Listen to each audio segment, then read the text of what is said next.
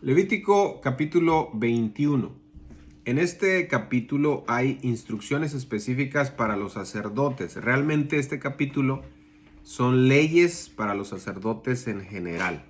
¿De acuerdo? No son leyes para el pueblo, son leyes para el sacerdote, los cuales hacen un énfasis en la santidad, es decir, en la separación para Dios.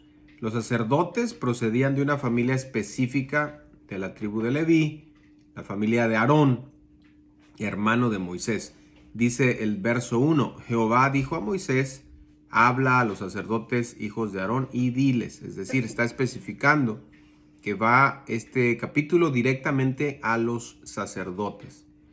Los sacerdotes tenían una responsabilidad exclusiva al representar a Dios ante el pueblo y el pueblo ante Dios. Así que se les requería y se les exigía todavía más santidad que al mismo pueblo. De los versículos 1 al 4, los sacerdotes se aclara que tienen prohibido tocar los cadáveres. No se trataba solo de tocar un cadáver, un muerto, un cuerpo muerto, sino también de estar en la misma habitación que un cadáver, caminar sobre una tumba, tocar una tumba. Acercarse a un muerto constituía una contaminación para el sacerdote y lo hacía ceremonialmente impuro.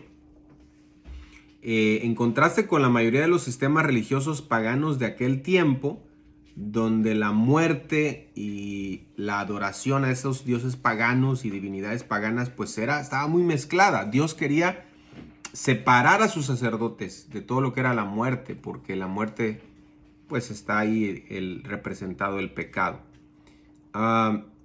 Dios tampoco quería que sus sacerdotes estuvieran cerca de los cultos de la muerte de los paganos. Ahora, una nota, un sacerdote sí podía participar en los ritos funerarios en honor de un familiar inmediato, pero de nadie más. En el verso 5 se nos habla que los sacerdotes no deben imitar las prácticas de luto de los paganos. En el verso 6 al 9 se nos habla de las prácticas matrimoniales de los sacerdotes. Dice que no se deben casar con una mujer ramera o infame, ni con mujer repudiada de su marido. En la siguiente sección, de los versos 10 en adelante, se nos habla de los requisitos relativos al sumo sacerdote y a la elección de los sacerdotes. Por ejemplo, del verso 10 al 15 se nos habla de la responsabilidad del sumo sacerdote. Aquí hay una separación.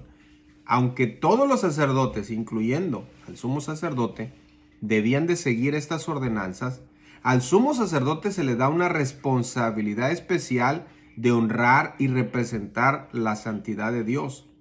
Él tenía una unción especial que también debería llevar vestiduras especiales, que esto lo hacía todavía, necesitaba cumplir todavía fielmente más con la santidad.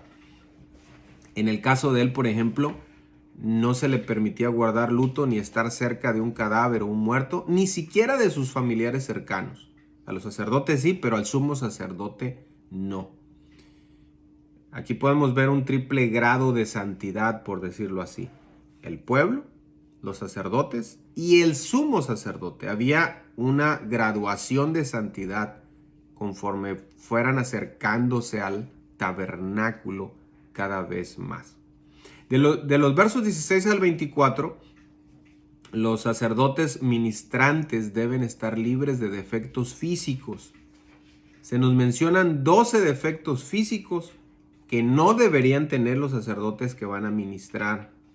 Ciego, cojo, mutilado, deforme o sobrado, quebradura de pie, rotura de mano, jorobado, enano, nube en el cielo, cataratas, que tengan sarna, empeine, testículo magullado, es decir, castrado. Ninguno de estos defectos debería tener el sacerdote que va a ministrar. Sin embargo, podían ellos ser sustentados por el sacerdocio.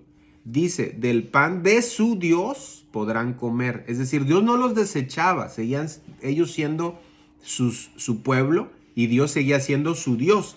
Podían ellos comer del pan de su Dios y disfrutar de su relación con el Dios del pacto de Israel. Simplemente no podían participar en la administración.